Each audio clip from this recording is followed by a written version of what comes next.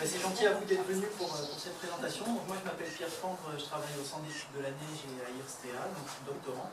Je travaille actuellement sur l'intégration de la gestion de la neige dans le modèle de neige Crocus, dont on va parler de manière extensive ce matin. Donc je vous présente Hugues, Déborah et Carlo qui vont participer à la présentation aujourd'hui.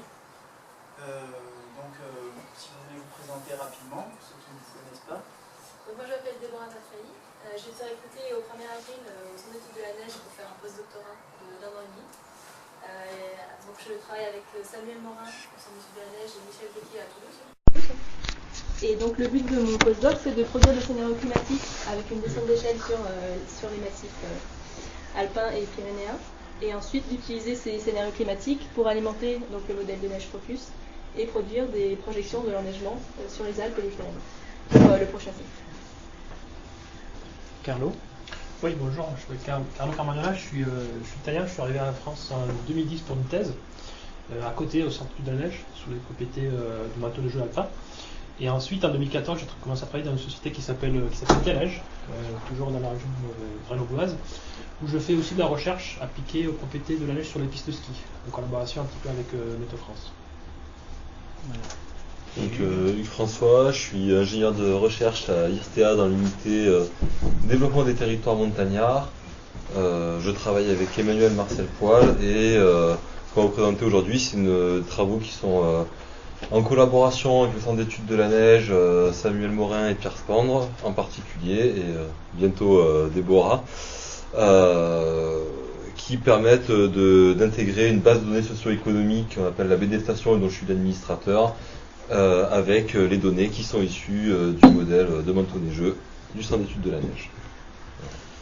Ok, donc je vais juste resituer un petit peu le contexte dans lequel on travaille, puisque particulièrement à Grenoble, quand on parle de ski, il y en a beaucoup qui pensent à la randonnée par exemple, qui mettent jamais les pieds dans une station de ski. Alors, il faut savoir que quand on parle de recherche, entre du moins l'équipe qu'on est et la recherche en général quand même au niveau de la nivologie, on parle quand même beaucoup de ce qui a trait aux stations de ski. Il faut savoir qu'il y a quand même beaucoup de projets de recherche qui au départ ont été initiés aussi parce qu'il y avait le développement économique de ce marché. La prévision risque avalanche, par exemple, elle a connu un développement particulièrement important dans les années 70. Il y a eu l'avalanche de l'UCPA à Val d'Isère, par exemple. Ce sont des choses qui ont marqué les esprits et qui ont permis, disons, de pousser certaines thématiques de recherche et qui sont quand même liées aux stations de ski. Aujourd'hui, la prévision avalanche ne fonctionnerait pas s'il n'y avait pas un réseau d'observateurs niveau météo en relation avec Météo France, qui quotidiennement faisait des observations du manteau neigeux et était quelque part les yeux et les oreilles des prévisionnistes avalanches. Et donc nous, ce dont on va parler aujourd'hui, c'est bien du ski dans les domaines skiables. Et donc, bonjour, allez-y, installez-vous. Donc c'est ce à quoi on va s'intéresser. Et c'est aussi parce que des skieurs de randonnée à Grenoble, on a l'impression que tout le monde fait de la rando, mais en fait, quand on parle de ski de manière générale, les gens, quand ils parlent de ski, ils parlent bien de ski dans les stations. Donc c'est bien notre sujet d'aujourd'hui. Et donc je vais vous diffuser un court extrait. À d'autres moments, ça va arriver de nouveau, d'un documentaire qui s'appelle L'argent de la neige et qui décrit un petit peu ce milieu. Donc on n'a pas un son, ça fonctionne finalement ? D'accord, ok.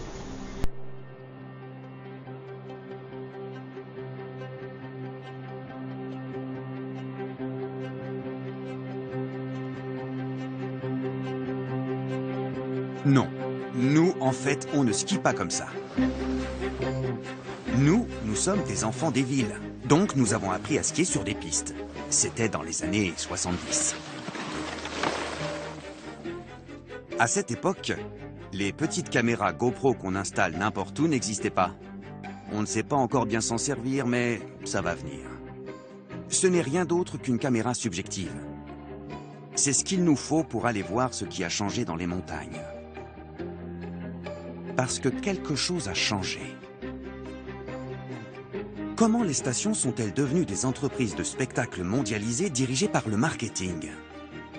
Comment, en si peu de temps, la montagne s'est-elle couverte de remontées high-tech et de canons à neige? Quelle menace pousse l'industrie du ski dans une fuite en avant technologique et économique? Nous adorons le ski. Mais que sommes-nous prêts à accepter pour pouvoir continuer à skier?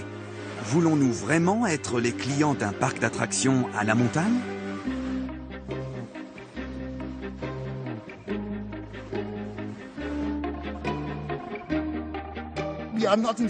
Nous ne sommes pas dans le commerce de la neige, nous sommes dans le commerce des émotions. C'est du divertissement puissance 10. Notre stratégie, c'est d'offrir aux clients toutes les activités possibles. Nous avons des marchés énormes devant nous.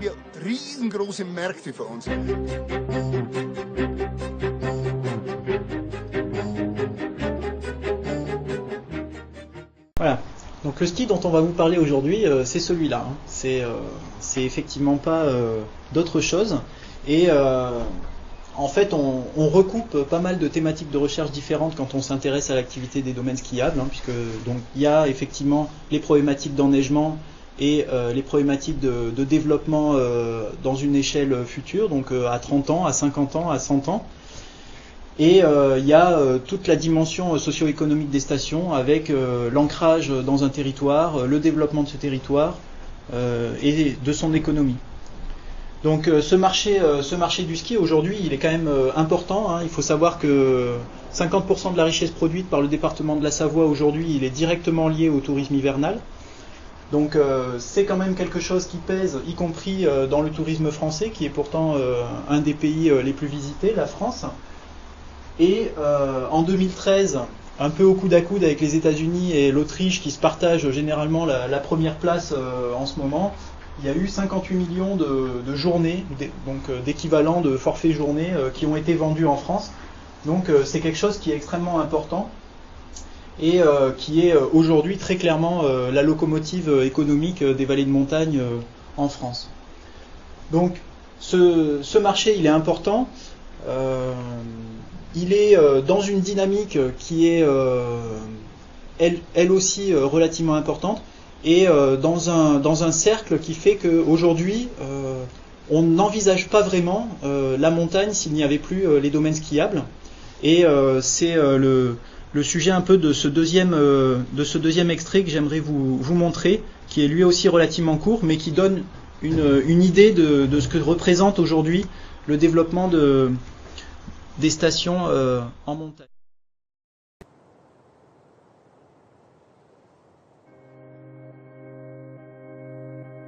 Donc, résumons. Le ski apporte la paix, la prospérité, de l'emploi, permet aux montagnards de vivre chez eux.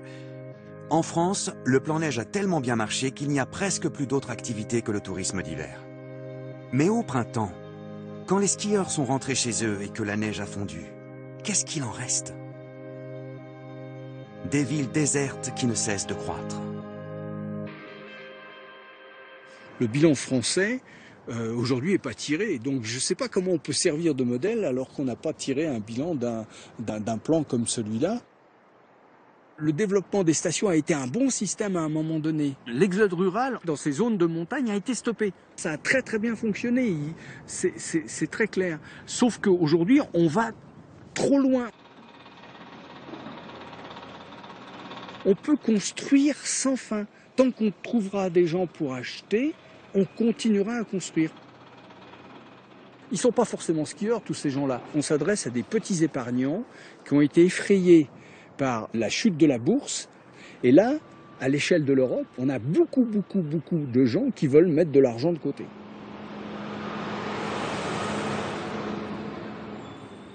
On ne sait plus comment dire non. Et là, je parle en tant qu'ancien maire. Un maire qui dit non à un permis de construire, il repasse pas aux élections, c'est tout.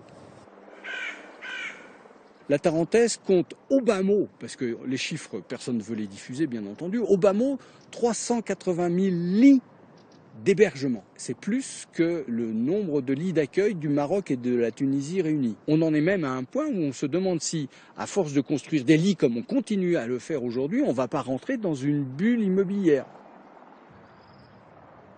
quand on augmente la capacité d'accueil, on dit ah ben le domaine skiable va être trop petit, donc il faut reconstruire une remontée mécanique. Et quand on a reconstruit la remontée mécanique, on dit bah maintenant pour payer la remontée mécanique, il faut reconstruire des lits. Vous savez, c'est l'histoire du fromage, du pain et du vin. Il faut toujours en reprendre un peu et donc on n'arrête jamais. Voilà. Donc c'est quelques mots un petit peu pour essayer de dessiner les contours de cette activité. Bonjour. Donc voilà, nous on va discuter un petit peu de cette activité domaine skiable. Donc l'idée de la présentation d'aujourd'hui, c'est d'essayer de faire intervenir un peu chacun sur son domaine et surtout d'essayer de montrer en quoi on arrive aujourd'hui à faire des couplages un peu entre ce qui se fait au CEN et entre ce qui se fait à IRSTEA, donc particulièrement dans le département développement des territoires montagnards. Donc l'idée c'est, dans un premier temps, Hugues va vous présenter un couplage qui existe entre une base de données des domaines skiables et des stations de ski françaises avec le modèle de manteau neigeux Crocus, donc pour arriver à projeter un état d'enneigement à l'échelle d'un domaine skiable. Donc tout ça se base sur l'enneigement naturel qui est simulé aujourd'hui à Météo France. Et dans un deuxième temps, avec Carlo, on vous présentera les pratiques de gestion de neige dans les domaines skiables et en quoi ces pratiques vont modifier les propriétés du manteau neigeux et du coup l'importance de prendre en compte ces pratiques si on veut étudier l'enneigement dans les domaines skiables, puisque aujourd'hui une station de ski ne peut pas se permettre de ne pas intervenir, de ne pas gérer son manteau neigeux, sa neige qui est la matière première de son activité. Et enfin, Déborah présentera des travaux qu'elle vient de débuter au CEN et dans le cadre du projet Adamon pour la réalisation de scénarios climatiques qui pourront être exploités par la chaîne de modélisation qu'on utilise aujourd'hui et qui nous permettront donc à terme d'avoir des projections climatiques et des états d'enneigement dans les domaines skiables, ce qui pour l'instant n'est pas le cas. Donc je vais peut-être vous décevoir un petit peu, mais on ne va pas vous montrer aujourd'hui d'état des domaines skiables en 2100 en termes d'enneigement. Et donc je vais laisser la parole à Hugues qui va d'abord nous parler des domaines skiables et de leur observation et leur description aujourd'hui. Donc le format est un peu particulier aujourd'hui, on fait 2 fois les interventions, donc j'espère que je n'oublierai pas des choses que j'ai dit la première fois, parce que je pense les avoir déjà dites au premier groupe et ainsi de suite. Je vais essayer d'être assez complet, mais vous n'hésitez pas si vous avez des questions, bien entendu, à me les poser. On est un petit groupe, donc tant qu'à faire, autant profiter de l'interactivité. Donc moi, ce dont je vais vous présenter tout d'abord, c'est la base de données qu'on appelle la BD Station, qui est hébergée et administrée à IRSTEA Grenoble. C'est une base de données qu'on a réalisée à la demande du comité de massif des Alpes, puisque aujourd'hui on a une multiplication de politiques publiques décentralisées qui s'adressent aux stations. Dans la période du plan neige, on avait une politique assez unilatérale qui s'adressait à l'ensemble des stations. Aujourd'hui, on a des politiques contraires qui sont ciblées, différenciées. Or, on n'a pas d'informations de référence pour savoir de quelle station on parle de manière générale à l'échelle de l'ensemble du massif des Alpes. Donc notre objectif à nous, ça a été de réaliser cette base de données de stations. Donc, selon 3 clés de lecture, la première, c'est que une remontée mécanique aujourd'hui en France, c'est un service public qui est sous la responsabilité des communes qui ont une obligation de gestion de ces remontées mécaniques et qui vont s'organiser pour gérer ces remontées mécaniques. Soit elles vont rester toutes seules, soit elles vont prendre différentes formes dans différents types de coopération intercommunale et elles vont choisir différents modes de gestion, depuis la régie qui est une gestion publique directe jusqu'à la concession ou jusqu'à différentes formes même de délégation de services publics. Donc nous on va essayer de prendre en compte ces différents niveaux d'observation en partant de la remontée mécanique qui est l'élément constitutif du domaine skiable et qui entraîne l'obligation de gestion par la commune et autour de laquelle va se construire l'ensemble de l'offre de la station et notamment immobilière. Et donc on va parler de différents types de données, que ce soit des données techniques sur ces remontées mécaniques, mais aussi des données économiques qui nous sont particulièrement fournies par le partenaire qui est Domaine Skiable de France. On va parler de mode de gestion, là plutôt sur une donnée, on va dire, propriétaire et originale d'IRSTEA. Et on va aussi faire référence au niveau communal, aux données sociodémographiques, notamment les données classiques qui sont fournies par l'INSEE. Donc pour balayer rapidement et avoir une idée de la structure de notre échantillon, enfin de la population de stations sur l'échelle des Alpes, on a environ à une près 143 stations. On voit très clairement ressortir la vallée de la Tarentaise avec ici des stations d'altitude, c'est la couleur des cercles, et la taille des cercles, c'est le moment de puissance de la station. Donc qu'est-ce que c'est que le moment de puissance?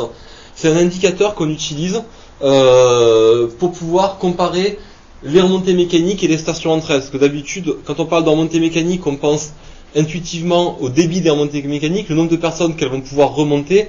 La question c'est... l'idée c'est qu'une remontée mécanique, elle n'a pas le même effet sur un domaine skiable selon la hauteur dont elle remonte les skieurs. Une remontée mécanique qui remonte des skieurs de 100 mètres ou de 500 mètres, c'est pas la même chose. Donc pour essayer de comparer les remontées mécaniques entre elles et ensuite des parcs de stations, des ensembles de collectivités, on va utiliser le moment de puissance qui est le produit du dénivelé exprimé en kilomètres et du débit exprimé en personnes par heure, qui nous donne un indicateur qui n'a pas réellement de grandeur physique, qui sont des kilomètres personnes par heure, mais qui va nous permettre effectivement cette comparaison des différentes stations. Bon.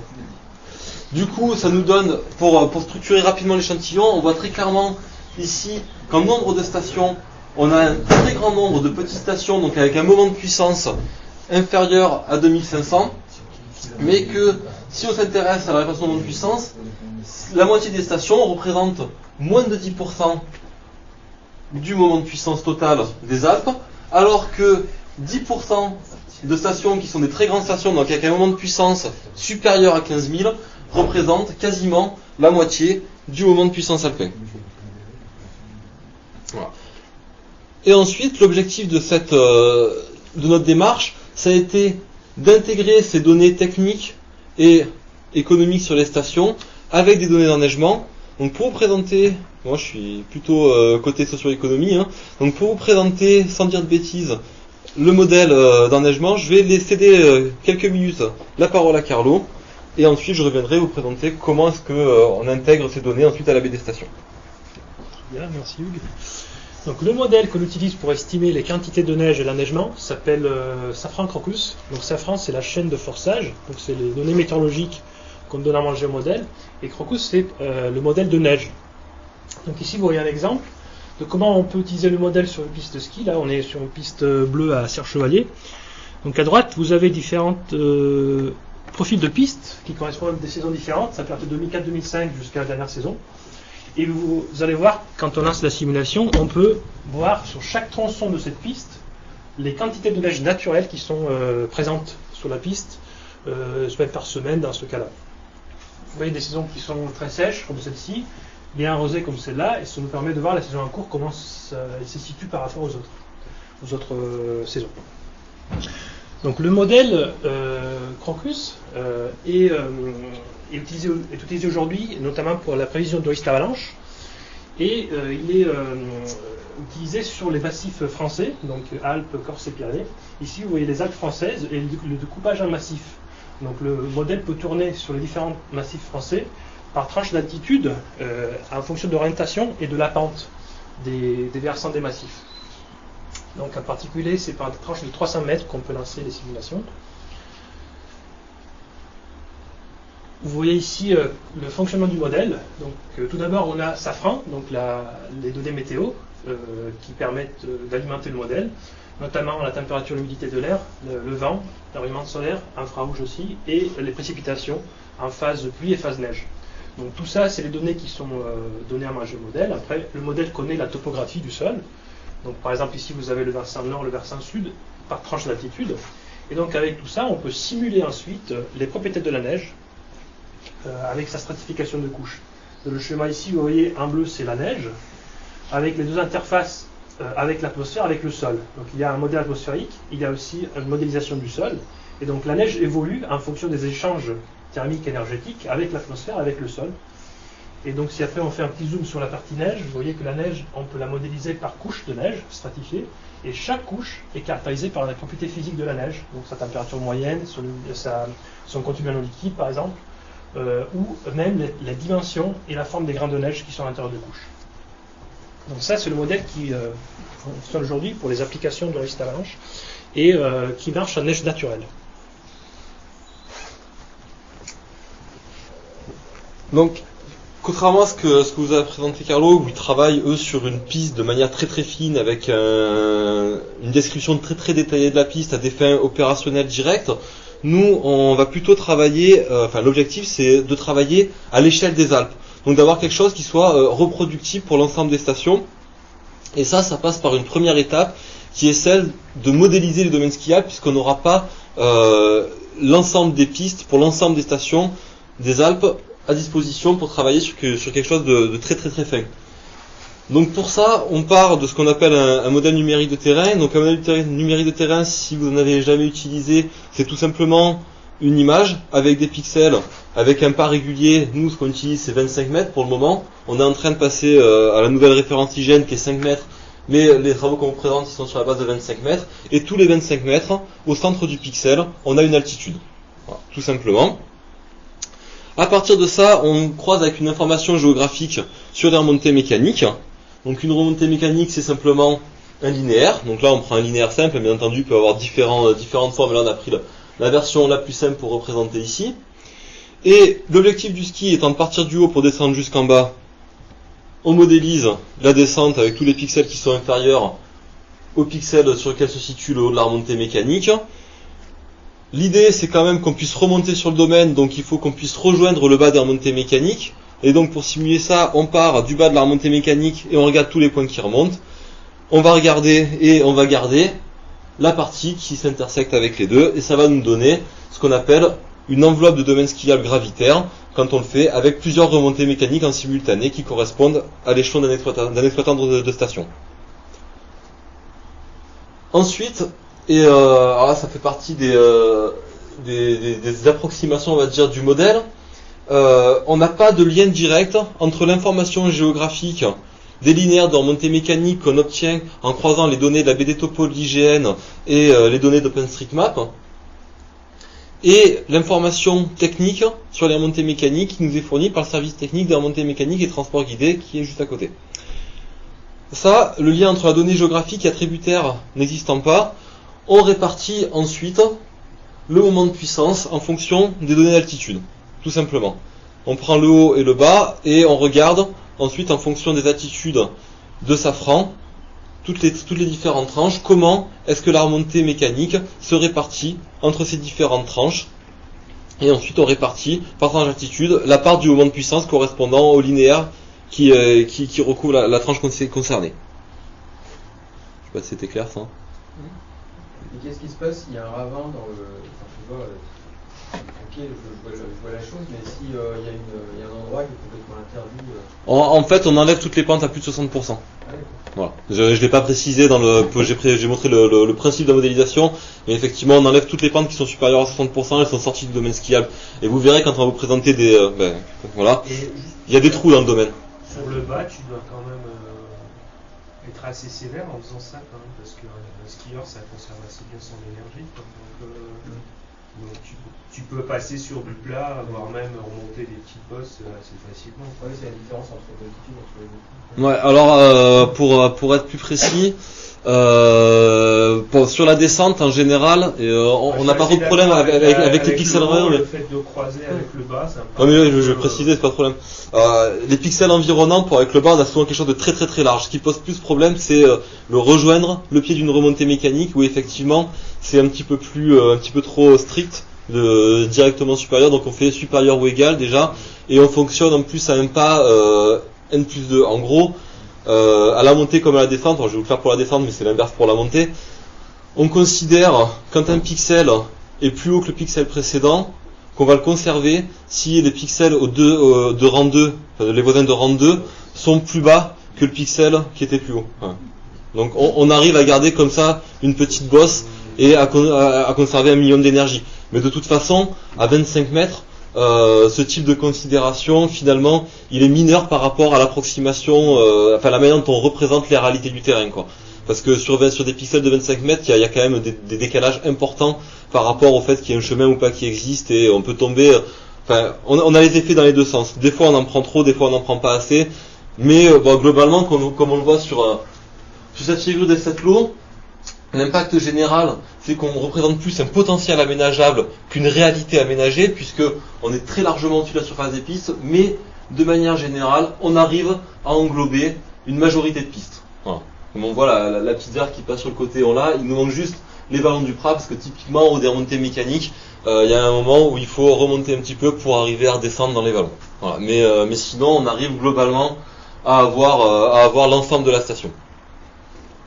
Ensuite, ces pixels, on va les reclasser, donc par altitude c'est assez direct, on les reclasse par tranche de 300 mètres en fonction de ce que nous fournit, pour coller à ce que nous fournit en output le modèle Crocus. On va faire la même chose pour les pentes. Là on a choisi de les reclasser par pas de 10 degrés, donc de 0 à 5 on est moins de 5 degrés on est à 0, entre 5 et 15 on est à 10 degrés, ainsi de suite, et en fonction de 8 orientations, du nord au sud, en passant par l'est et par l'ouest, et les intermédiaires, nord, nord-est, est, sud-est, et ainsi de suite. Ensuite, une fois qu'on a classé chaque pixel, on croise avec les massifs, et en croisant ces différents niveaux d'information, ces différentes couches géographiques, on détermine ce qu'on appelle une localisation safran pour chaque point de notre station. Et donc on va pouvoir lui attribuer une hauteur de neige. Une fois qu'on a cette hauteur de neige, pour avoir un raisonnement à la saison, on va utiliser, parce que la hauteur, Safran Crocus fournit des données au pas horaire, nous on les prend au pas de la journée, et on va ensuite essayer de synthétiser l'information à l'échelle de la saison. En gros, pour répondre à la question, qu'est-ce qui est viable, qu'est-ce qui n'est pas viable.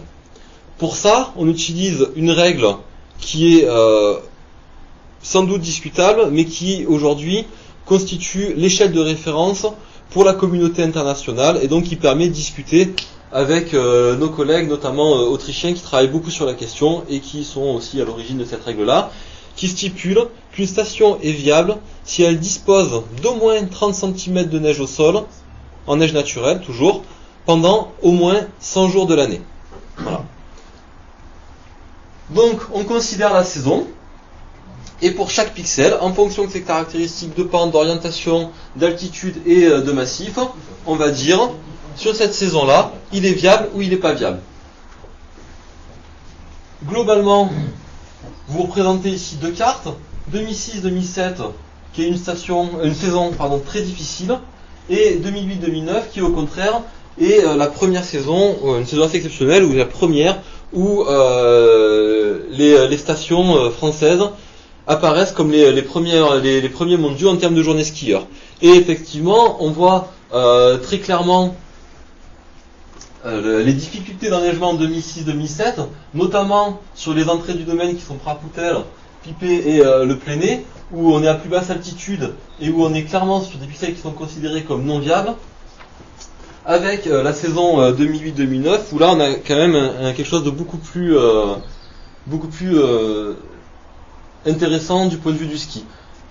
Le deuxième apport qu'on a par rapport à ce travail, c'est qu'on travaille sur le moment de puissance, et au lieu d'arriver à quelque chose de oui, non, elle est viable, elle est pas viable ma station, on arrive à un indice de viabilité en estimant la part du moment de puissance viable sur la station. Et typiquement, on voit quand même que en 2006-2007, on a à peu près 40% de viable, alors que en 2008-2009, on est quasiment à 97% de viable, ce qui correspond relativement bien à la réalité de ce qui a pu être. Et viable, ça correspond à quoi? Ça signifie en termes d'emploi, en termes d'économie, en termes de... Alors, ça correspond à quoi? Ça correspond au respect de la règle des 100 jours, et ça correspond à l'exploitation des remontées mécaniques. Est-ce que ce pixel est viable ou non viable pour l'exploitation des remontées mécaniques? Après, c'est un indicateur qui permet de comparer les différentes stations, mais bien entendu, faut aussi s'intéresser, on va dire, à des critères de localisation, enfin un peu plus finement, parce que forcément, même si toute cette partie-là du domaine est viable et que ça représente une partie importante du domaine, typiquement, on voit bien que le retour ski au pied, il est quand même assez compliqué sur la station, et donc l'exploitation en tant que telle, elle est assez compliquée. Après, ça permet d'évaluer, d'avoir un ordre de grandeur de la viabilité un peu plus fin que 0 ou 1. Ça préjuge pas derrière d'effets directs et immédiats sur l'ouverture des pistes, puisque non seulement on est uniquement sur les remontées mécaniques et on ne fera pas du reste de la station, mais en plus on est uniquement en neige naturelle là, donc on ne prend pas en compte ici tout ce qui est travail de la neige, que ce soit l'enneigement de culture ou que ce soit le damage qui va permettre d'ouvrir certaines pistes, quel que soit le niveau de neige naturelle. Donc viable, ça signifie une utilisation de remontée mécanique. C'est le potentiel exploitable du parc de remontée mécanique. Derrière, il y a une donnée économique, sociale, derrière ça, si on voit plus vite. Oui. Après, on va essayer de croiser avec. On va essayer de vous présenter effectivement quelques résultats de croisement avec les journées skieurs, mais en l'occurrence, pour le moment, on parle juste de moments de puissance, quoi. On a, à ce stade-là, on n'est pas encore du tout à estimer l'impact que ça a par ailleurs, parce que il n'est pas aussi simple que ça, et notamment par rapport à la modélisation qui vous est présentée là. La modélisation, on est capable de la reproduire sur l'ensemble des stations qui sont couvertes par un massif safran. C'est un petit peu la grande force de notre approche, c'est généralisable sur le massif des Alpes. Et on voit clairement sur ces deux cartes qui comparent les deux mêmes stations qu'en 2006-2007, on a vraiment la vallée de la Tarentaise qui s'en sort pas mal, mais des très grandes difficultés sur toutes les préalpes et les Alpes du Sud, alors qu'en 2008-2009, on a un tableau globalement beaucoup plus positif, un bilan beaucoup plus positif qui se dessine. Si on croise avec la donnée socio-économique, on va s'intéresser essentiellement aux deux graphiques de gauche, le ALC sur les journées skieurs et l'indice de viabilité. On voit très clairement que l'année 2006-2007, on a effectivement une chute marquée de l'indice de viabilité qui correspond à une chute très forte des journées skieurs, alors que en 2008-2009, on a un indice de viabilité qui est très bon et effectivement un pic de fréquentation sur les journées skieurs. Par contre, ce qui montre aussi les limites de notre approche en neige naturelle, c'est très clairement la saison 2010-2011, où on a là un indice de viabilité qui est relativement faible, pas complètement au niveau de celui 2006-2007, mais qui est quand même très faible, et sur lequel on ne retrouve pas du tout la chute de fréquentation qu'on a pu connaître en 2006-2007.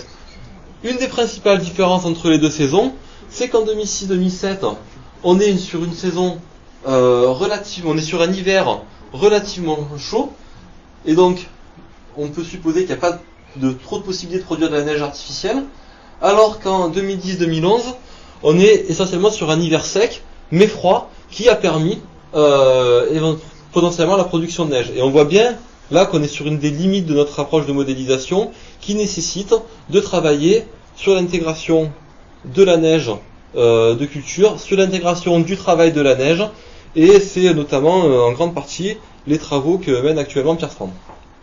Les journées skieurs, tu les récupères par rapport à aux barrières forfait hein. Je les récupère par rapport à ce que me fournit l'enquête annuelle de domaine skiable de France. Et le ski de fond, il est pas intégré là-dedans ? Ah non, le ski de fond c'est quelque chose de complètement à part. Donc très clairement, comme j'ai dit au début en présentant la BD Station, le critère fondamental de notre approche, c'est l'obligation de gestion par les communes que déclenche le fait d'avoir une remontée mécanique. Bon, et puis en plus, c'est vrai que les charges et l'impact de ski de fond, ce serait quelque chose de complètement différent. C'est pas le même métier, on n'a pas de remontée, on n'a pas de, il y a pas le même système de financement. On est sur un système de redevance, ainsi de suite. Donc on ne pourrait pas en parler de la même manière, quoi. C'est journées skieurs globalisées sur l'ensemble des 143 stations Oui, et qui sont discriminées en fonction du type de station. Pour les différents courbes en ton bleu, ça correspond aux petites, moyennes, grandes et très grandes. Et le total est représenté en rouge par la courbe rouge. En rouge par la courbe rouge. Est-ce qu'il y a d'autres questions peut-être sur cette partie pour lui Donc, c'est intéressant ce que vous mettiez 2015. 2014-2015. Ouais. Parce qu'on a une saison complètement atypique par rapport au phénomène de neige et autres, où globalement le graphique journée skieur n'a pas trop bougé normalement. Bougé. Avec l'hiver, comme atypique, on voit Noël commencer à commencer, et puis... Voilà, après, je sais pas dans quelle mesure on verra un indice de viabilité si mauvais que ça en plus 2014-2015. Parce qu'il faut voir qu'on moyenne tout au final. La saison elle est atypique parce qu'il y a un calendrier qui effectivement est compliqué. Parce que tout est lissé, mais... Voilà, mais nous comme on cumule à l'échelle de la saison, ça dit vachement fort. À un moment donné, il était pas terrible. Non, il était pas terrible, mais bon, là, le problème ça va être... jusqu'au 15 janvier. Parce que les séances par an, c'est sur toute l'année, c'est pas sur une plage. Pour l'instant, c'est sur la saison. La saison est globalement décalée. Et en fait, c'est un critère justement. Le fait de prendre en compte la gestion de neige, c'est sur la partie physique de la neige, mais c'est aussi sur l'importance que peuvent recouvrir certaines parties de saison, donc notamment les vacances de Noël et les vacances de février, et où on voit. Tout à l'heure, je vais parler de neige de culture, où on voit qu'effectivement, la production de neige de culture correspond à cet enjeu qui existe sur les vacances de Noël. Donc, c'est un critère qui pourrait être pris en compte pour affiner ces questions d'indice de viabilité en ne comptant les jours que s'ils sont contenus dans la saison utile, entre guillemets, de la station. Mais ce sont des choses sur lesquelles on se pose des questions et... Donc là, pour l'instant, c'est un cumul sur la saison, peu importe qu'il démarre au 15 janvier ou au 15 décembre. Voilà. Dans cet indice de viabilité, cet aspect n'est pas pris en compte. La notion de grandeur de station, tout à l'heure, je l'ai vu en relation avec le code couleur de l'altitude. Ouais. Alors, c'est deux choses. C'est deux choses différentes. Il y a les catégories de stations. Globalement, on reprend celles de domaine skiable de France, qui sont une classification des stations en fonction de leur moment de puissance. Après, la représentation qu'on avait tout à l'heure, la couleur représentait l'altitude et la taille du cercle, le moment de puissance. Donc c'était la taille du cercle qui représentait. Alors, les deux sont corrélés. Oui et non. Ça dépend des cas. Typiquement, en Tarentaise, c'est une évidence, et ça pèse très fortement sur l'échantillon, enfin sur la population totale. Après, on a quand même des modèles d'aménagement différents. Typiquement, en Haute-Savoie, on a une urbanisation qui est plus basse, et des stations qui sont quand même de taille relativement importante. Et comme l'objectif d'une station, c'est quand même de relier l'urbanisation au domaine skiable, on a aussi une altitude moyenne des remontées mécaniques qui est relativement plus basse. Et on est sur des modèles d'aménagement qui sont sensiblement différents. Mais bon, globalement, c'est vrai que quand même, plus on monte, plus le moment de puissance est important, puisqu'on n'a pas de moment de puissance équivalent non plus en Haute-Savoie, comme on les a dans la vallée de la Tarentaise, où on a toutes les stations d'altitude. Ok, donc la présentation de Hugues est sur le couplage avec le modèle de neige Crocus. Pour l'instant, tout ce qui a été présenté est basé sur de la simulation en enneigement naturel. Et donc, ce type de graphique et la réalité du terrain fait que la prise en compte de la gestion de la neige est apparue comme quelque chose de prédominant à prendre en compte pour pouvoir évaluer une viabilité des domaines skiables, surtout à une échelle importante comme celle des Alpes.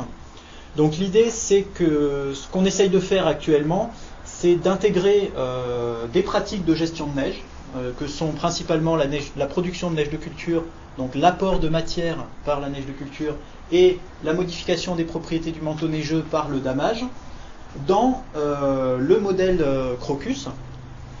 Donc dans ce modèle, on va continuer à estimer une stratification, un type de grain, une densité, des propriétés par couche de neige, avec son interface avec le modèle atmosphérique Safran et son interface avec le modèle de sol. Ça, on est exactement dans le même travail de modélisation, mais on intègre des contraintes qui sont liées à la production de neige et au damage. Donc Carlo va vous parler de ce qu'est le damage en pratique, et c'est ce qu'on a essayé d'intégrer dans le modèle Crocus. Voilà, donc juste quelques diapos pour vous montrer le travail de la neige effectué par le damage. Donc ici vous avez une image, une photo d'une machine, d'une dameuse, vous connaissez. Donc les trois accessoires principaux de ces machines, c'est la lame à l'avant, le train de chenille, et à l'arrière il y a la fraise. Donc chacun de ces trois éléments fait un travail différent sur la neige. Notamment le transport de neige, donc des mètres cubes de neige, est effectué grâce à la lame. Les chenilles font du compactage, donc de la densification sur l'assiette de piste. Et la fraise derrière fait ce qu'on appelle du finissage. Donc rapidement, pour chacun de ces trois différents types de travail, on va voir comment les propriétés de neige sont modifiées. Donc le plus facile à comprendre est le transport de neige. Il n'y a pas beaucoup de physique là-dedans. La neige au cours de la journée est érodée par le passage des skieurs. Donc en fonction de la topographie de la piste, on a des zones d'accumulation et des zones d'érosion de neige. Dans l'exemple ici, vous voyez par exemple des ruptures de pente où la neige est bien érodée par le passage des skieurs et des zones où la neige est accumulée. Donc le travail de transport de la neige effectué grâce à la lame consiste juste à remonter de la neige sur les zones sensibles qui ont été érodées au cours de la journée. Un peu plus intéressant au niveau physique est le compactage, donc l'effet de tassement et de densification grâce au poids de la machine. Donc ce travail-là a deux effets sur les propriétés de la neige, notamment sur la conductivité thermique de la neige et sur sa résistance mécanique.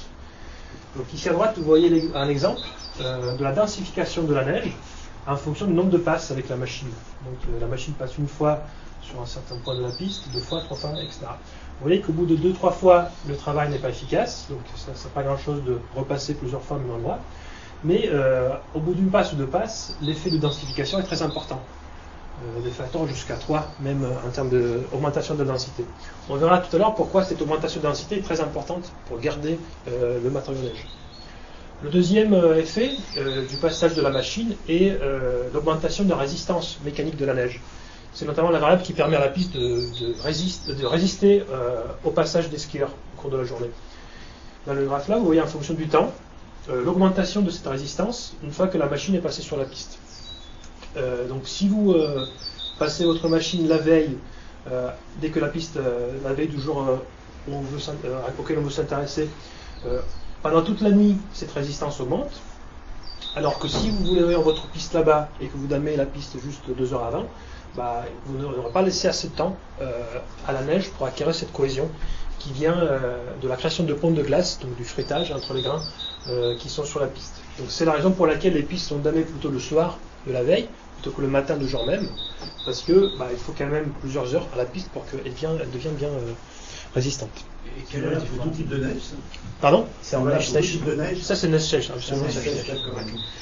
J'ai pas tout mis, en fait, ça c'est le travail idéal en conditions d'hiver. Après, ce type de schéma change en conditions de neige humide. Notamment, on essaie de ne pas travailler trop tôt la veille, parce que la neige est encore bien molle, donc le travail n'est pas efficace, et après ça regèle la nuit. Donc on a juste une fenêtre d'efficacité en plein milieu de la nuit pour la neige humide. Donc en fonction du type de neige et des conditions météo, on change le type de préparation. Là c'est un cas très... Là on est effectivement sur des règles assez générales. De même que ce que je vais vous présenter sur ce qu'on a introduit dans le modèle, je ne vais pas faire par le menu l'ensemble des horaires et des contraintes qu'on prend en compte, mais ce sont les principaux effets, disons, qu'on peut associer. Le fonctionnement est assez similaire, si ce n'est effectivement les créneaux horaires bougent effectivement un petit peu, les effets ne sont pas tout à fait les mêmes selon le type de neige, mais on est sur une présentation assez générale des effets principaux. Donc ici, vous avez...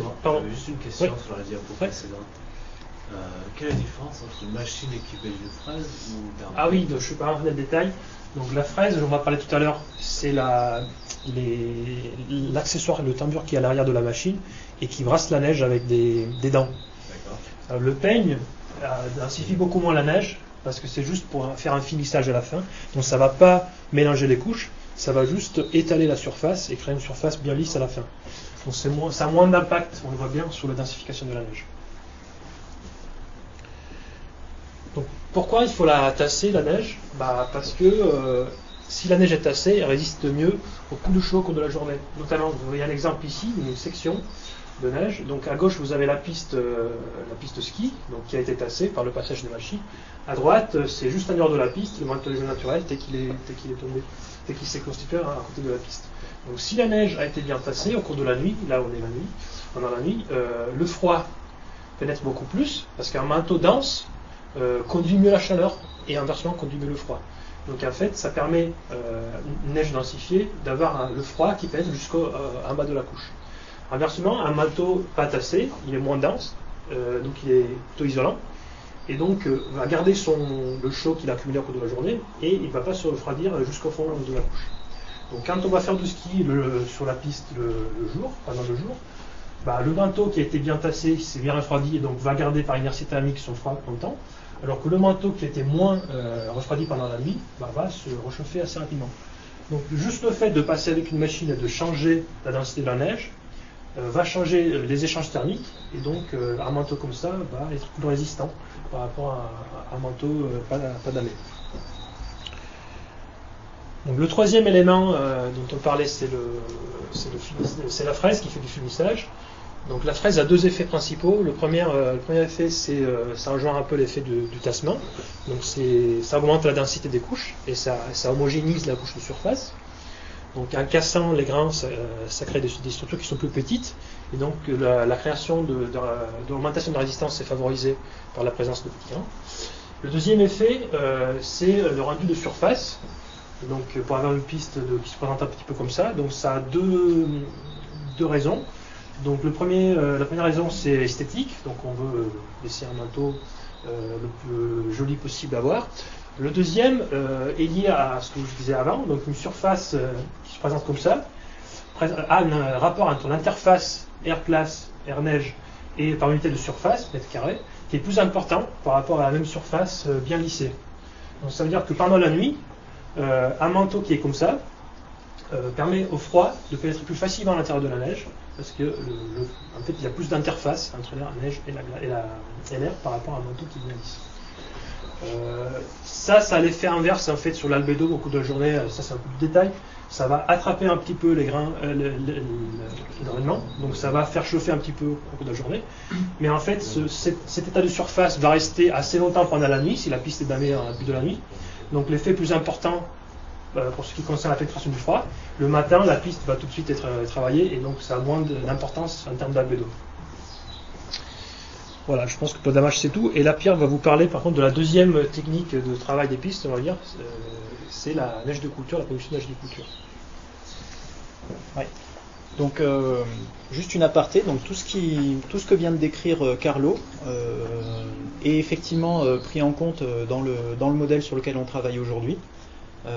Si ce n'est que Crocus est un modèle qui est 1D, donc on ne modélise pas le transport de neige par les engins.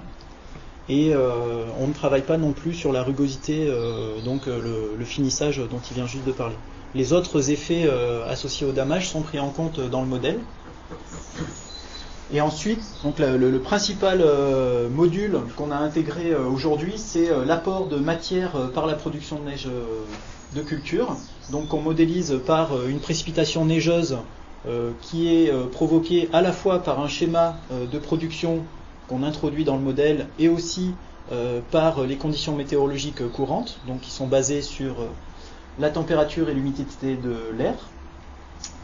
Et donc on se base pour la production de neige donc sur des données qui sont sur la surface équipée en production de neige. Donc simplement pour vous montrer le développement de la neige de culture et la prédominance de cette méthode aujourd'hui comme adaptation aux effets du changement climatique qui est constaté depuis une trentaine d'années.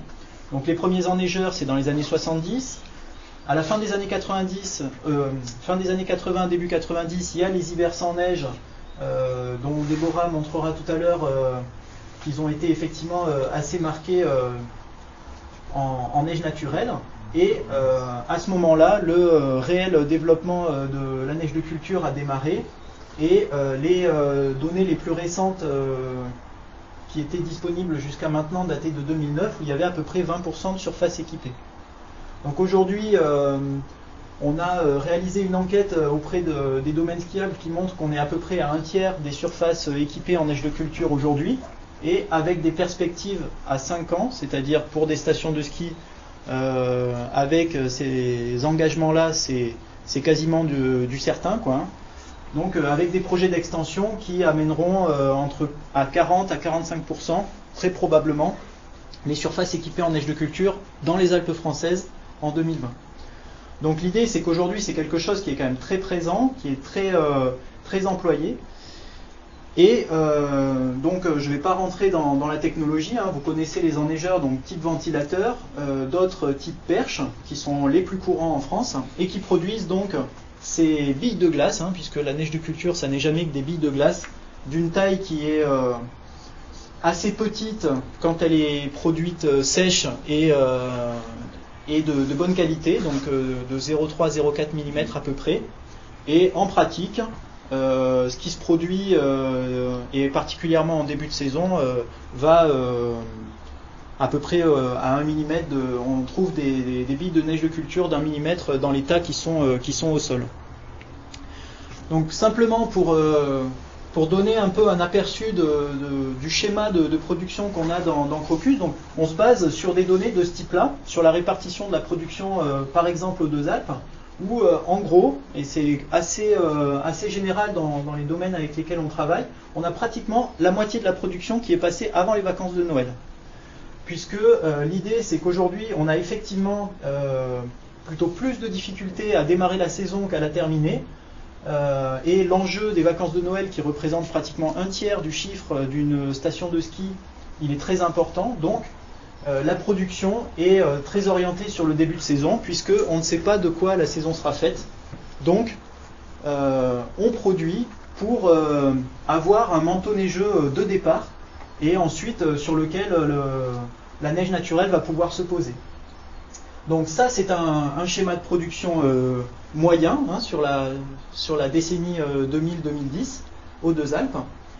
Et donc au-delà du schéma de production, en 2009, donc là où les études sont la dernière étude la plus extensive a été réalisée, donc il y avait à peu près 20% de pistes, et sur ces 20% de pistes, la production était à peu près de 350 kg de neige, donc de matière, par mètre carré de piste équipée.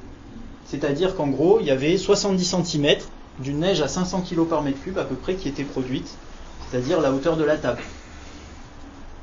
Il faut voir que pour pas mal de domaines skiables, le pic de matière présente à l'état naturel, c'est souvent autour de cette valeur. C'est-à-dire que sur ces pistes équipées, on produit autant de neige pratiquement qu'il n'y en a naturellement par l'accumulation de début de saison. Donc, on a parlé du damage, on a parlé de la production de neige de culture. Maintenant, on a introduit ces schémas dans le modèle de neige qui nous a fourni des simulations, et cet hiver, on est allé voir un peu sur le terrain si on arrivait à reproduire de manière la plus fiable possible ce qui se passait effectivement. Donc vous avez toutes les simulations qui sont en très plein, et les points qui sont des observations, avec en bleu la neige naturelle, en vert vous avez une piste damée, mais avec uniquement de la neige naturelle comme matière, et en rouge vous avez une piste juste à côté, hein, ces trois points sont juste à côté les uns des autres, où vous avez de la production de neige et du damage. Donc on est à Tignes, à 2100 mètres d'altitude, et vous avez donc la quantité de matière présente, la lame d'eau, l'épaisseur de neige, la densité moyenne du manteau neigeux, et la production telle qu'on l'a simulée pour pouvoir coller le mieux possible à nos observations. Donc ça c'est la quantité de neige qu'on a produite, donc on a produit pratiquement 400 kg par mètre carré, ce qui n'est pas très loin du chiffre qu'on a vu juste avant. Après, la production réelle, elle dépend évidemment de la surface sur laquelle cette neige a été étalée. Donc là, on a un peu d'incertitude. Très probablement, la surface, la vraie surface utile, c'est-à-dire la largeur de la piste multipliée par la longueur, c'est celle-là. C'est-à-dire que la quantité produite, le volume d'eau qui est passé dans l'enneigeur, c'est ça. Et ce que nous, on a observé, la production qui nous a permis de coller, nous, à nos observations, elle est ici. Donc il y a quand même un gap qui est assez important. Alors soit on s'est trompé sur la surface où on étale, c'est-à-dire qu'en gros on étale sur une surface qui est plus grande que cette portion de piste, ce qui est probablement une raison, et de toute façon, le procédé fait qu'on a une perte de volume qui est importante et qui va aller de importante à très très importante. Et ça, c'est un truc sur lequel on n'est pas encore. Moi, je suis pas encore certain de ce qu'on va obtenir. Mais les fabricants d'enneigeurs, par le procédé lui-même, parlent de 10% de perte en eau. En pratique, avec les problèmes de vent, avec les problèmes d'enneigeurs qui crachent plus loin que la piste, moi je suis prêt à parier qu'on est plutôt autour de 30%. C'est ce qu'on utilise assez régulièrement dans le modèle.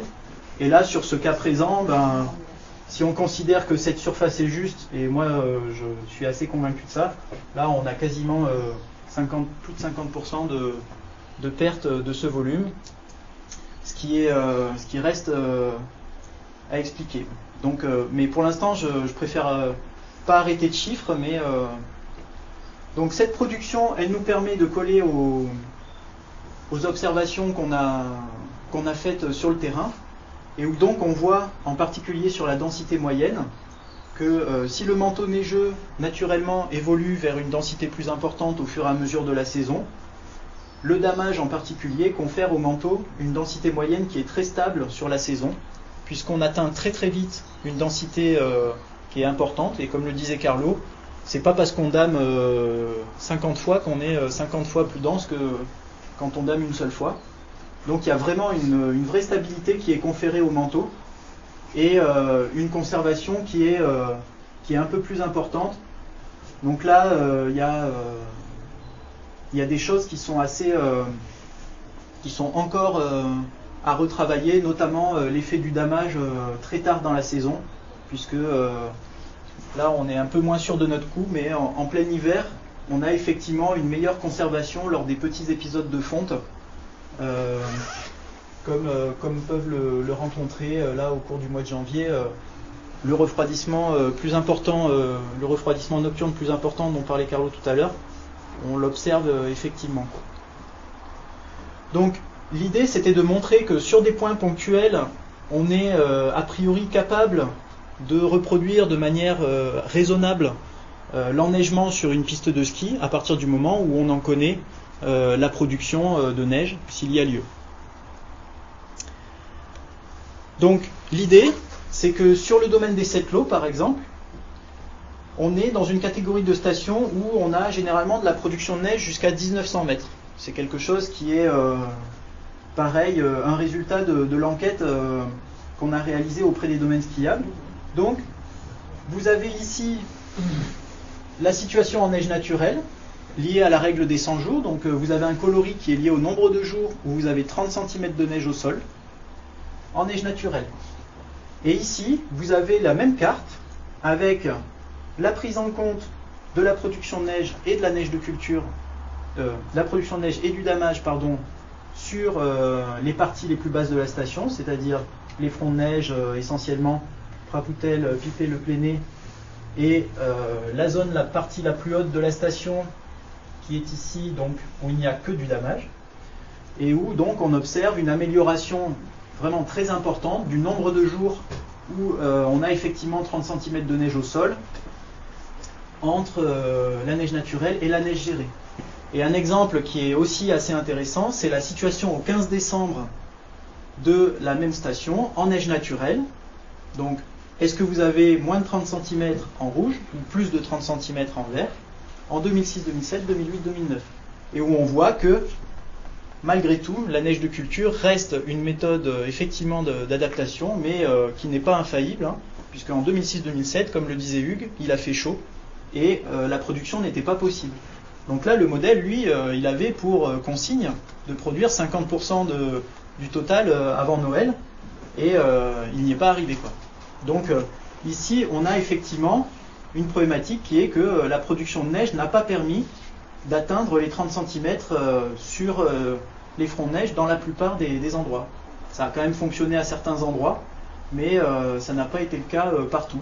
Hein, on va dire principalement à partir d'une certaine altitude, on a un effet d'altitude qui fait qu'il a fait un peu plus froid, donc on a pu produire, mais les fronts de neige sont toujours en difficulté. Alors un point qui est intéressant sur cette carte, vous vous êtes peut-être posé la question, là, c'est l'apparition de cette tache rouge ici. Et ça rejoint ce que racontait Hugues tout à l'heure sur la problématique associée à la règle des 100 jours, qui est basée sur une épaisseur de neige. Donc vous avez peut-être ici 35 ou 40 cm de neige naturelle qui n'en font plus que 20 ici. Pour autant, vous n'avez pas dégradé la skiabilité de votre domaine skiable. Donc c'est quelque chose sur lequel on s'interroge en ce moment, de remettre en question cette règle des 100 jours et de l'appliquer non pas avec une épaisseur de neige, mais par exemple une lame d'eau, ce qui commence à se faire. En particulier, il y a des Autrichiens qui ont déjà publié un article où la skiabilité est basée sur une lame d'eau. Et ici, je ne sais pas si vous aviez vu, mais donc vous aviez ici cette ligne en pointillé noir, donc qui est basée sur une lame d'eau, sur la skiabilité de la piste, la possibilité d'effectivement skier cette piste. Donc là, c'est basé sur 30 cm de neige à 400 kg par mètre cube. Donc ce qui donne 120 kg par mètre carré de matière, et ce qui fait une sacrée différence. Si vous regardez 30 cm de neige naturelle, vous êtes souvent vite au terrain, quoi. Alors que quand elle fait 400 kg par mètre cube, souvent vous passez un peu moins à travers. Voilà, donc ça c'est un exemple de l'utilisation de la projection de cet enneigement géré sur l'enveloppe gravitaire qui est issue de la base de données station sur laquelle travaille Hugues.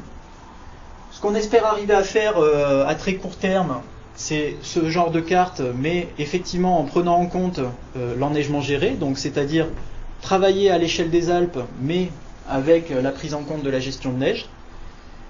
Et à terme, on espère aussi arriver à faire travailler ce modèle en scénario climatique, et donc du coup à pouvoir projeter ces états d'enneigement dans un futur plus ou moins proche. Voilà, sur la prise en compte de la gestion, je ne sais pas, est-ce que vous avez des questions là sur ce qui vient de se dire? Ouais. Sur le graphique précédent. Celui-ci? Oui. C'est une simulation neige gérée. Ouais. Quelle température vous avez pris en compte? Ou quelle hygrométrie Là, le modèle il fonctionne sur la température humide de l'air, donc qui est pas évidente, qui est basée sur la température sèche et sur l'humidité de l'air. Et là, c'est moins 4 degrés. Là, les simulations, ouais, c'est moins 4 degrés humide. Donc il faut savoir que selon l'hygrométrie, la température de l'air humide s'éloigne de la température sèche de l'air à mesure que l'air est sec. Donc quand on est dans le nuage, en gros à 100% d'humidité, la température de l'air sec et la température humide sont égales. D'accord ? C'est la température du thermomètre mouillé, la température humide dans le. Et là, c'était le schéma, là, c'est pas lissé sur une saison, c'est un zoom ça, sur. C'est la situation au 15 décembre. Au 15 décembre. Au 15 décembre, j'arrête ma simulation, je regarde quelle est ma hauteur de neige. Et c'est pas inscrit sur le graphique. En haut, c'est écrit en petit, mais donc il y a vraiment. Je le cherchais tout à l'heure. Voilà, il y a deux graphiques différents. À droite, vous avez la situation sur la saison, avec le nombre de jours. À gauche, vous avez une situation à un instant T. Et du coup, là, on fait du 0 ou 1, quoi. On est en dessous ou on est au-dessus. On pourrait faire un dégradé de couleur aussi en fonction de l'épaisseur, mais voilà. Parce que là, pour la saison, les deux saisons dernières, le même graphique serait, à mon avis, tout en rouge. C'est possible, ouais. Sur les deux précédentes saisons. C'est ce qu'on voit ici sur le graphe de Tignes. Hein. Je ne sais pas si vous voyez, mais au 15 décembre, il n'y a vraiment pas grand-chose, quoi. Donc là, il n'y a pas grand-chose, il n'y a pas la température. Et on est à Tignes, on est à 2150 mètres, donc le peu de neige qui tombe, il a eu peu de chances de partir très vite, mais effectivement, en décembre, cette année, c'était une saison compliquée pour le début de saison. Oui, c'était compliqué, de niveau. Il n'y a pas eu de précipitations neigeuses. Ouais. Et il n'y avait pas les températures, il n'y a pas de précipitations. Et les peu de précipitations qu'il y a eu, je ne sais plus, j'ai plus le souvenir, mais il y a eu aussi de la pluie très très haut, il me semble. Ouais. L'eau et la pluie très haut, il me semble. Il y a eu l'épisode neigeux, puis l'épisode de pluie.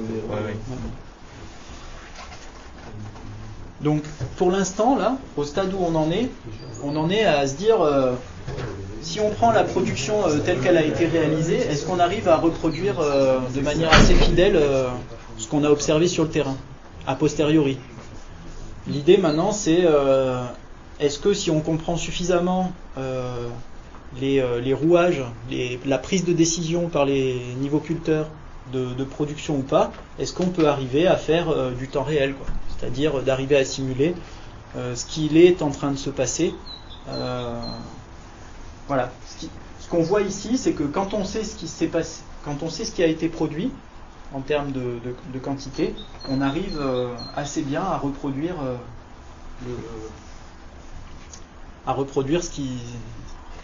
l'enneigement qui est effectivement sur les pistes. Et au niveau tassement naturel, le damage, vous la gérez comment la neige de culture? C'est-à-dire? Quelle loi de tassement vous utilisez? Parce que c'est quand même une neige très particulière. Enfin, ça ne ressemble pas à la neige naturelle. La neige de culture, c'est ni de la neige grain rond. La neige de culture, elle tombe avec des propriétés qu'on lui attribue, qui sont sa densité et sa surface spécifique. Donc en gros, on la calibre à une surface spécifique qui est de 22 mètres carrés par kilo à peu près. C'est-à-dire ça correspond aux petites billes de 0,3 mm si on considère que c'est des sphères parfaites. Donc ça, c'est la neige de culture quand on la fait tomber.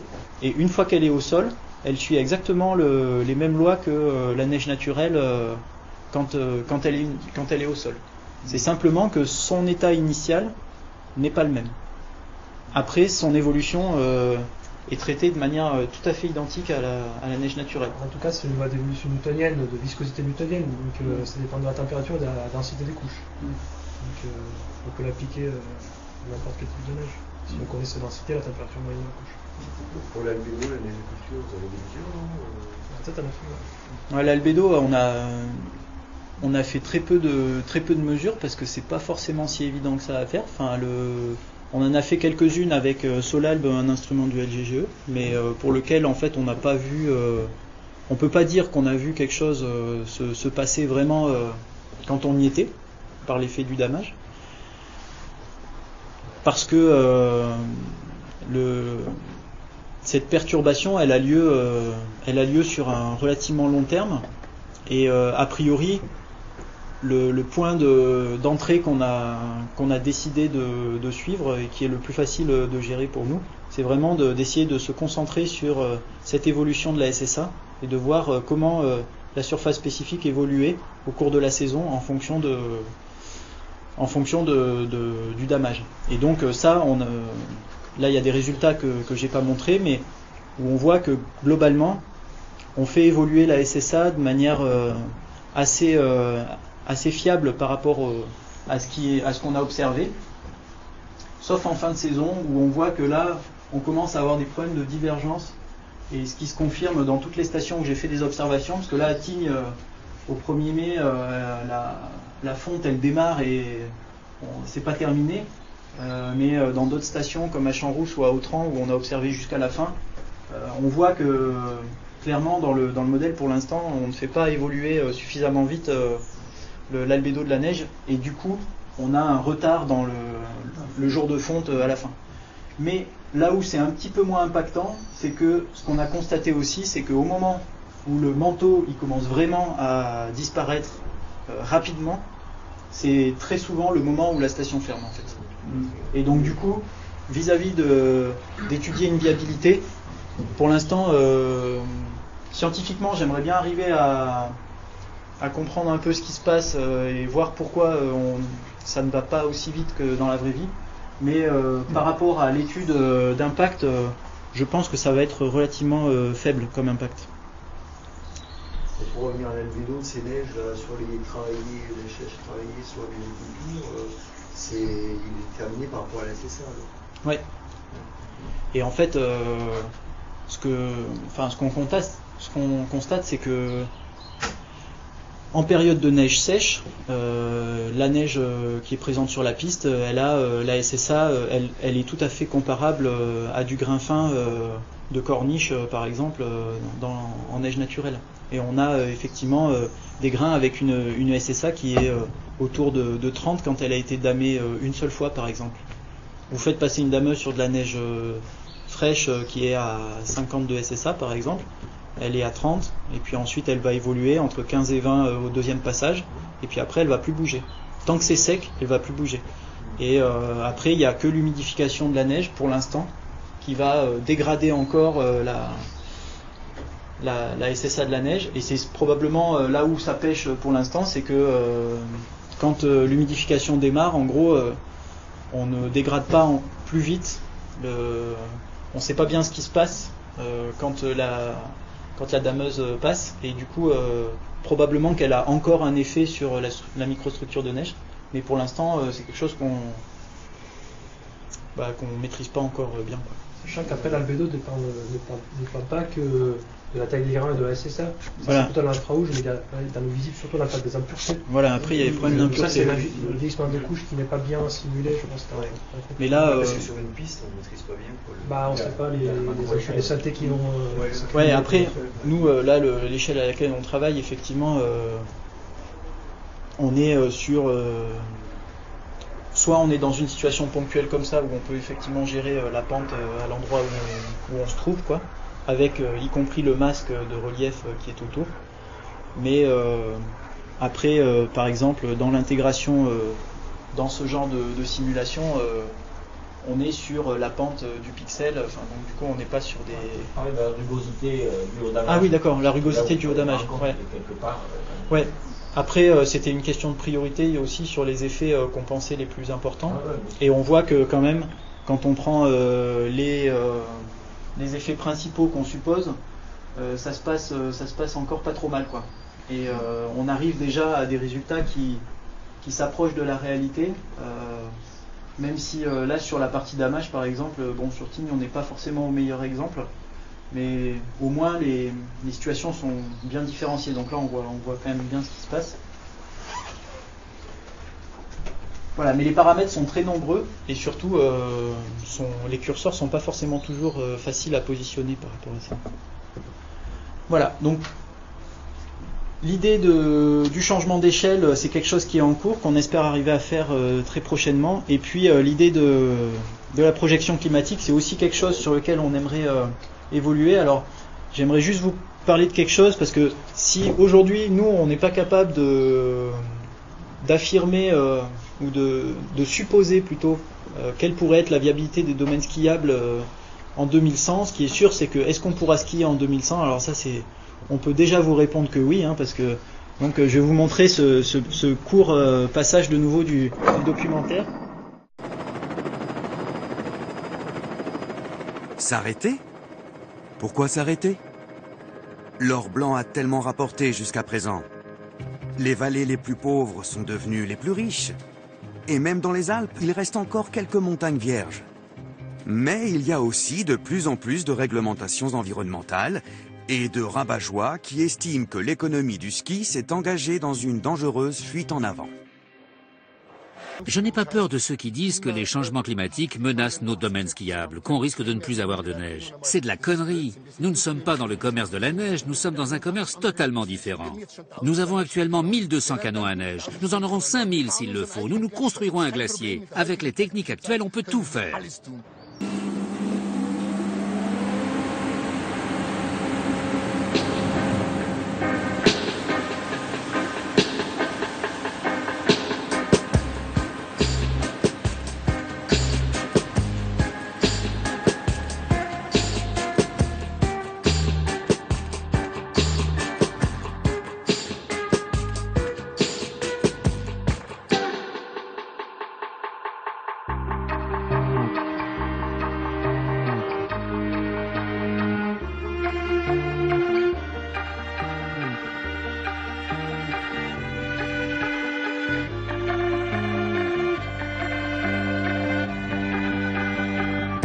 Alors, puisque tout est possible, pourquoi ne pas faire une station en Afrique?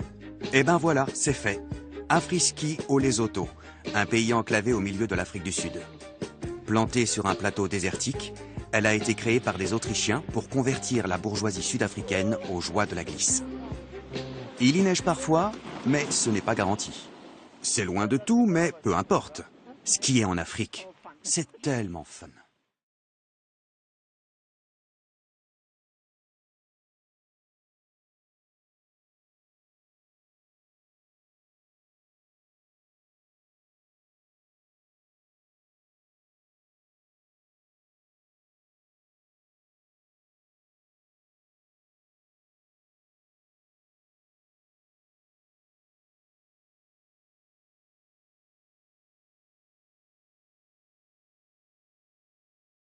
pourrez skier en 2100, rassurez-vous. Et voilà, toute la question c'est qui pourra skier en 2100 et surtout à quel prix, quoi. Alors, juste donc pour terminer un peu cette présentation, Déborah va vous parler justement des perspectives qui existent aujourd'hui entre CEN et IRSTEA pour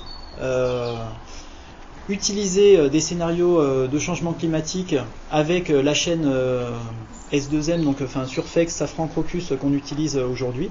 Et donc, elle va nous présenter là le travail qu'elle va mener d'ici 1 an et demi. Voilà. Et après, on vous libère, promis, pour aller manger. Attends, on va partir. Donc, d'abord, avant de vous présenter les travaux qui ont déjà été réalisés sur la question et les travaux que moi je vais mener pendant mon postdoc, je voudrais vous dire que l'ensemble de ce travail fait partie d'un projet GICC qui s'appelle ADAMON, donc qui traite de l'impact du changement climatique et l'adaptation au territoire de montagne, avec pour l'instant un focus sur le territoire du Vercors. Et donc il y a pour l'instant 3 organismes partenaires, donc IRSTEA, il y a quelques personnes dans la salle qui font partie de ce projet d'ailleurs. Il y a donc le CEN à Grenoble et l'équipe GLGC du CNRM à Toulouse. Et pour l'instant le parc naturel régional du Vercors, avec potentiellement d'autres partenaires par la suite, selon les parcs qui vont s'associer, etc. Et donc le but de ce projet c'est d'avoir une approche vraiment intégrée du changement climatique. Donc il y a donc énormément de chercheurs différents qui travaillent sur la question, et donc des personnes qui travaillent sur les risques naturels, sur les impacts économiques, notamment les stations de ski, et surtout les impacts sur les écosystèmes, etc. Et donc dans le cadre de ce projet, mon apport à moi c'est de produire des scénarios climatiques avec une descente d'échelle sur les reliefs, sur les Alpes en particulier, mais je veux également le faire sur les Pyrénées, et de produire des simulations du manteau neigeux qui vont être alimentées par ces scénarios climatiques. Donc tout d'abord ce qui a déjà été fait un peu sur la question, donc en ce qui concerne la période récente, historique, donc il y a eu énormément de travaux réalisés sur base des réalistes Safran et des modèles Crocus, comme on vous en a parlé précédemment. Et donc là je vous montre un exemple de l'étude de Durand-Ottel en 2009, où on retrouve donc l'ensemble des Alpes, découpées comme on vous l'a dit par massif, par tranche de 300 mètres avec différentes orientations et différentes pentes. Et donc là, c'est un exemple par exemple du nombre moyen de jours avec neige au sol à 1800 mètres d'altitude, donc moyenné sur la période 59-2005. Et on voit bien donc par exemple la différence marquante entre les Alpes du Nord et les Alpes du Sud. Il y a également donc une représentation de la hauteur de neige moyenne en hiver, toujours à la même altitude. On voit de nouveau la différence entre le Nord et le Sud. Et à droite, c'est une représentation de l'anomalie de hauteur de neige en hiver par rapport à la moyenne 59-2005, toujours à la même altitude, et donc pour chaque année. Et on voit vraiment qu'il y a une très forte variabilité interannuelle, et notamment les hivers sans neige des années 90.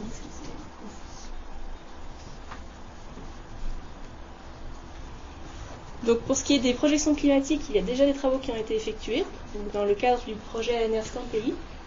Donc Scampei, ça veut dire scénario climatique adapté aux zones de montagne, phénomènes extrêmes, enneigement et incertitude. C'est un projet qui s'est arrêté en 2011.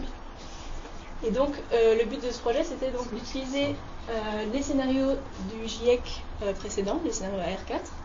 Ils ont été utilisés comme forçage de modèles de circulation générale. Donc il y avait 2 modèles, le modèle Arpège développé par Météo France et le modèle LNDZ développé à Paris. Et ensuite, les sorties de ces modèles de grande échelle ont été utilisées pour forcer des modèles régionaux, donc Aladin, MAR et LNDZ. Donc ensuite, les sorties de ces modèles, donc la température, l'humidité, la précipitation, le vent et le rayonnement, elles doivent être corrigées statistiquement. Pourquoi ? Parce que les sorties de modèles ont des biais par rapport notamment aux observations et aux réalises Safran. Et donc je ne vais pas entrer dans les détails, mais il y a eu 3 méthodes différentes utilisées pour corriger statistiquement ces sorties. Et ensuite, elles ont été utilisées en entrée donc, de 2 modèles, donc ISBA-ES sur l'ensemble de la France, et puis le modèle Crocus qui est plus adapté à l'enneigement au niveau des Alpes. Et en sortie donc, de ces modèles, on a obtenu donc, des projections de l'enneigement et leur incertitude pour 3 périodes de 30 ans.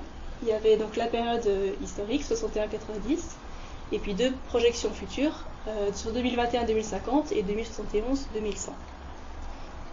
Donc je vous montre rapidement quelques résultats, mais il y a eu plein de choses qui ont été faites. Donc ici c'est une illustration du pourcentage de variation de la hauteur de neige en équivalent eau donc sur la période 2071-2100 par rapport à la période de référence historique. Donc on voit donc les différences entre les 3 modèles utilisés, donc Aladin, LNDZ et MAR, et également les différents scénarios climatiques utilisés. Par exemple, ce scénario-là, c'est le plus optimiste, et celui-ci, le plus pessimiste. On voit à nouveau la différence entre le nord et le sud des Alpes. On peut faire le même genre de projection en ce qui concerne les avalanches. Donc là, c'est le pourcentage de variation de la fréquence de fortes avalanches selon MEPRA, toujours pour la même période par rapport à la période de référence. Et on voit de nouveau les différences entre les modèles et les scénarios. Donc moi, dans le cadre de mon postdoc, ce que je vais faire, c'est poursuivre ce travail qui a été engagé dans ce pays, bien sûr, en utilisant les derniers scénarios de l'IPCC, donc les scénarios AR5.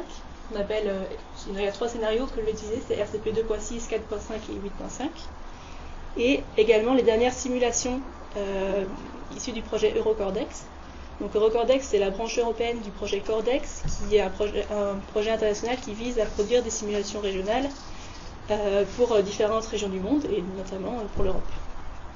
Et donc là, en fait, il y aura beaucoup plus de simulations à disposition, une trentaine, quelque chose comme ça. Et je vais également donc réaliser des simulations sur la période historique, entre 50 et 2005, et cette fois-ci, non plus par tranche de 30 ans pour les projections, mais sur l'ensemble du XXIe siècle, 2006-2005. Et donc les sorties de ces simulations, elles vont être corrigées statistiquement en utilisant une méthode de recherche d'analogue par rapport à des types de temps dans le modèle et dans Safran, et ensuite faire une correction quantile-quantile par rapport à Safran. C'est-à-dire en fait qu'on va, pour chaque point, pour chaque pas de temps, pour chaque variable météo et pour chaque régime de temps, on va calculer les centiles de la distribution de notre modèle et les centiles de la distribution de Safran. Et ensuite, on va simplement venir corriger les centiles du modèle par rapport aux centiles de Safran.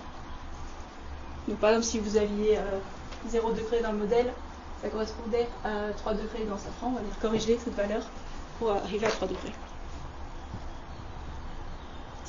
Donc en résumé de ce que je vais faire, donc vous avez ici le forçage historique que je vais utiliser et les 3 scénarios futurs, donc qui vont alimenter, qui alimentent déjà les simulations Recordex. Donc moi je vais récupérer ces sorties-là, et ensuite je vais appliquer donc ces corrections quantile-quantile par rapport à Safran, et utiliser donc les sorties de température, humidité, précipitation, vent réellement, pour alimenter les crocus sur les Alpes et les Pyrénées, et en neige naturelle et en neige gérée, et donc faire des projections d'enneigement et surtout leur incertitude sur la période historique et le futur. Donc l'incertitude qui va tenir compte des différents scénarios, des différents modèles utilisés, de la correction utilisée et également du modèle de neige. Avec le but ultime de développer une chaîne de descente d'échelle qui soit la plus générique possible pour qu'elle puisse être appliquée ensuite à d'autres types de modèles, par exemple au modèle C6. Voilà, c'est tout pour moi. Est-ce que peut-être vous avez des questions pour Déborah? Les 3 scénarios, c'est fait choisir, je suppose, il y a l'optimiste, le moyen et puis le pessimiste. Oui, donc 2.6 c'est le plus faible et 8.5 le plus... C'est plus fort, lui. Oui, en fait le RCP ça correspond à un forçage additionnel radiatif lié aux émissions de gaz à effet de serre. Et les corrections, tu vas les faire pour l'ensemble des sorties des modèles régionaux? Oui, pour tout. Et il me disait une trentaine de... Je sais pas exactement, moi j'ai regardé un peu sur le site de Recordex et a priori il y a une vingtaine, une trentaine de scénarios, de simulations. C'est possible qu'il y ait prévu d'ensemble pour chaque modèle régional ou pas? Non, c'est parce que c'est des versions différentes. Non, c'est parce que en fait chaque modèle global est lui-même forcé par différents scénarios. Oui. Et ensuite chaque modèle global va venir forcer différents RCM. Donc on va avoir un panel de simulation qui est important. Est-ce que des modèles des RCM, il y en a combien à peu près disponibles? Je sais pas exactement. Je pense qu'il y a même des modèles où c'est pas terminé, il y a encore des simulations en cours. C'est pas fini. Donc en termes de résultats, ça va être continu. Ce que tu disais, c'est au lieu de se focaliser sur deux périodes. Ce sera, il y aura la période, mais en fait, ça continue, c'est 1950-2005 et puis 2006-2005. On n'aura pas des tranches de 30 ans. Et de toute façon, même sur le passé, C'était déjà des résultats continus aussi. Oui, sur le passé, c'est oui, juste c'est pour le qu'on futur. disait que c'était pas suffisamment oui. pour que ça le soit, mais c'est toujours un truc qui est assez difficile à comprendre. Pour l'analyse du passé, en fait, on remonte un peu plus en amont que RA40. RA40 commence en 58. Ouais, c'est ça. On remonte un peu plus loin. Ouais. On remonte au début de Safran, en fait. Je pense que les observations de Safran. Pour le moment, c'est ce que disait Daniel, le début de Safran, c'est 58, c'est pas 50. Ah oui, c'est possible. C'est du détail. Voilà, au début du siècle. Normalement, il y a, avec Erassin, on espère pouvoir démarrer en 1900. Et du coup, on voulait terminer simplement pour que Carlo nous explique un peu en quelques minutes comment lui, au sein de Dianège, il transfère un petit peu des dimensions recherche vers les milieux opérationnels. Et du coup, voilà, donc Carlo. Ouais, très rapidement. Donc jusqu'à présent, on a parlé de neige naturelle, de neige de culture et de neige damée, donc neige travaillée, à différentes échelles d'espace et de temps. Par contre, on a oublié un truc, c'est après sur les pistes où on met les skieurs. Donc il y a aussi à considérer l'impact du passage des skieurs, donc de l'érosion des pistes par les skieurs. Donc moi je suis moniteur de ski en Italie, donc du bon côté des Alpes. Et quand on raconte des choses... Voilà. On mange mieux, moi. Et quand on raconte des choses aux petits, on leur dit que les très bons skieurs, comme Pierre par exemple, déplacent pas beaucoup de neige, alors que les mauvais skieurs déplacent beaucoup de neige. Voilà, ça c'est intuitif. Par contre, pour l'instant, on n'a jamais réussi à quantifier les quantités de neige qui sont transportées sur la piste. Et ça, on l'a vu tout à l'heure, donc le transport de neige, c'est quand même l'un des travaux les plus importants du damage. Donc pour ce faire, on a essayé de comparer, là on est à la Pédoise, c'est la piste Stade, la piste Signac, vous voyez ici, c'est ce village. On s'est dit, on utilise les méthodes les plus récentes pour essayer d'étudier la piste avant ouverture, après fermeture, comparer les deux états de la piste, pour ensuite en déduire quel était le travail effectué par les skieurs, donc l'érosion de la piste. Arriver à estimer les volumes bougés sur la piste, dans le but après de pouvoir créer des cartes idéales de neige, c'est-à-dire des cartes des hauteurs de neige qu'il faut obtenir avec la machine, pour tenir compte du fait qu'il y a certaines zones qui sont enrodées et d'autres qui seront là où il y aura de l'accumulation. Et donc après le dameur dans sa machine pourra connaître quels sont les vrais volumes de neige qu'il faut déplacer. Parce que parfois, par exemple, quelque part, il a 1 mètre de neige, et par contre ce ne sera pas assez parce que c'est une zone très érodée. Par contre, le même mètre de neige ailleurs sera suffisant. Donc en fait, il faut connaître le taux d'érosion localisé afin de pouvoir savoir si les quantités que l'on a sont suffisantes ou pas. Donc on a utilisé 2 méthodes de mesure. La première, c'est le GPS différentiel. C'est des GPS qui sont installés dans la machine. Donc on connaît la hauteur de la machine par rapport au sol, et on connaît aussi le sol avec un lidar, donc la position précise du MNT, du terrain. La différence des deux va nous donner, pour différents jours, des cartes d'auteur de neige. Donc on sait le matin et le soir quels sont les volumes de neige, et les hauteurs et les volumes de neige sur la piste. Et ensuite, la deuxième méthode, c'est le laser scan. Donc grâce à une collaboration avec IRSTEA et Météo France, on a pu utiliser sur la piste le laser scan terrestre, donc avec lequel on a pris une photo le matin, une photo le soir, et ensuite on peut créer des cartes de différence. Donc ici vous voyez un code couleur, donc tout ce qui est vers le rouge c'est de l'accumulation, tout ce qui est vers le bleu c'est de l'érosion de la piste. Vous voyez les traces des skieurs au milieu, avec les petits bourrelets d'accumulation à l'extérieur des virages. Et vous voyez une accumulation moyenne vers le bas, donc il y a plus de rouge vers le bas, il y a un petit vert, donc c'est plutôt sur le côté droit descendant, le haut est par là, et plus de bleu au sommet. Donc en fait ce qui va se passer, c'est qu'à partir de là, on a calculé en même temps le passage, donc on a installé un capteur infrarouge sur la piste, et qui nous compte automatiquement le nombre de skieurs, et donc on a mis en corrélation, on est en train de mettre en corrélation les masses déplacées par rapport au nombre de clients, pour avoir en moyenne une idée de la neige bougée par les skieurs. Donc ça c'est une image par exemple, c'est une image un peu psychédélique. Donc vous voyez l'état de la piste. Ici c'est le matin, donc la piste est parfaitement travaillée par la machine, avec vous reconnaissez un petit peu les traces des machines, les passes des machines pour monter. Et ça c'est le même tronçon de piste le soir. Par mesure laser scan, vous voyez les traces et l'érosion des skieurs. Donc on a calculé par chaque section de piste quels sont les volumes déplacés, la différence des deux. Et pour l'instant, sur cette piste, on a trouvé que tous les 100 mètres de piste, on a une accumulation moyenne de 2 cm en hauteur de neige. Et ce qui est intéressant, c'est que comme les pistes de ski sont toujours bien travaillées, on l'a vu tout à l'heure avec Pierre, la densité est à peu près constante, autour de 150 sur cette piste de compétition, kg par mètre cube. Bah, du coup, les mesures de hauteur de neige sont facilement converties en mesures de volume de neige. Ce qui nous intéresse pour les dameurs, c'est la quantité de neige qu'il faut déplacer. Dernière diapositive, c'est un autre projet de collaboration, toujours de la recherche, on va dire, qui est appliquée sur les pistes de ski. Donc, on a pris une piste, là on est à Sœur-Chevalet, c'est la piste que je vais vous montrer tout à l'heure. On a calculé, là c'est un autre exemple, mais c'est le même principe. Donc, on a fait simuler la neige naturelle jusqu'à un certain moment. Après, on s'est arrêté le 1er mars et on a fait avancer l'état du manteau neigeux avec toutes les possibles conditions météorologiques des années précédentes. Ça nous a donné une idée de ce qui va se passer. Donc les pires saisons, les plus chaudes sont là, les moins arrosées, les saisons bien arrosées sont là. Donc après on s'est calé sur la pire saison statistique pour savoir quelles sont en moyenne les quantités de neige naturelles qu'on peut s'attendre sur chaque tronçon de la piste. Et la différence entre le seuil de viabilité dont Pierre vous a parlé, à masse, donc en équivalent en eau, et les quantités naturelles les pires possibles qu'on peut s'attendre, nous donne cette courbe-là. Donc c'est la quantité qu'il faut produire en neige de couverture pour combler ce manque à neige. Donc on sait la quantité de neige qu'il faut avoir, on sait la quantité qu'on peut s'y attendre dans les pires des cas. Donc on sait, semaine par semaine, en fonction des précipitations, comment il faut produire. Et donc on peut avoir des seuils qui permettent au niveau couverture d'ajuster la production pour les enneigeurs qui sont présents sur les différents secteurs de la piste. Voilà, ça c'est 2 exemples pour vous dire qu'on peut quand même faire des choses sympas, même quand on passe au côté obscur du monde des boîtes privées. Merci. Okay. Merci.